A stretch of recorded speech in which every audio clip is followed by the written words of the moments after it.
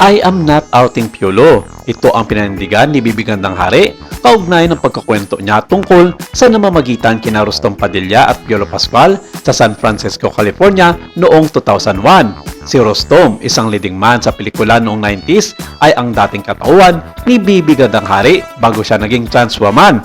Noong nag-out na si Rustom, nakagawa siya ng dalawang pelikula, ang Shasha sa Torna noong 2006 at Happy Hearts naman noong 2007. Pabalik-balik siya ng Pilipinas at US, ngunit sa kasalukuyan ay naninirahan na siya sa California.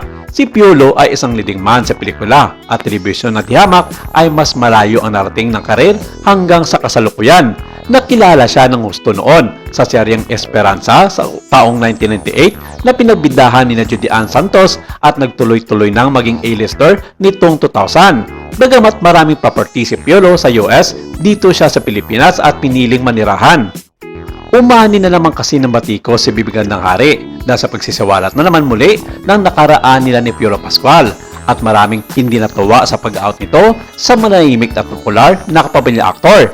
Sa kanyang vlog nito lamang April 29, kasabay ng pagsagot sa mga akusasyon sa kanya, may katarayang iginiit ni Bibi Ganda na hindi niya ibinisto ang sexual orientation ni Piolo Pascual sa mga panahong una nitong isinawalat na nagkarelasyon pa sila way back sa Amerika. Ngunit, tila may sariling loika si Bibi Ganda. Pinayuhan pa ni Bibi si Piolo Pascual sa dapat nitong isagot kapag tinanong. Hindi raw maaring pumagit na ito sa lahat ng pagkakataon at paulain ang mga tao. Saad niya, kung nakikinig si Piolo, ito lang ang payo ko sa iyo, Piolo. Piolo, I am not outing you. I am only speaking or talking about my experience. Now, napakadaling sabihin na, that was just an experience. I'm a man. I'm straight man. Ang daling sabihin. Pwede mo ring sabihin na, yes, maybe I'm gay, but you can't be. You can't be in the middle all the time and make people guess and make people fight people because people are insinuating who you are.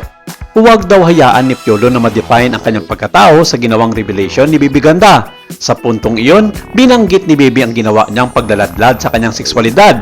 Noong kilala pa siyang Rustom Padilla, ay kina-question na ang kanyang sexualidad.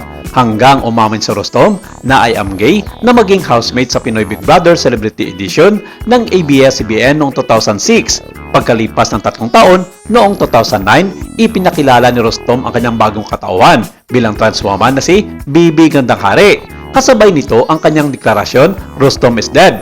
Pagtatanggol ni Bibi Ganda sa sarili, huwag siyang sisihin sa isyong pag-out ng ibang tao.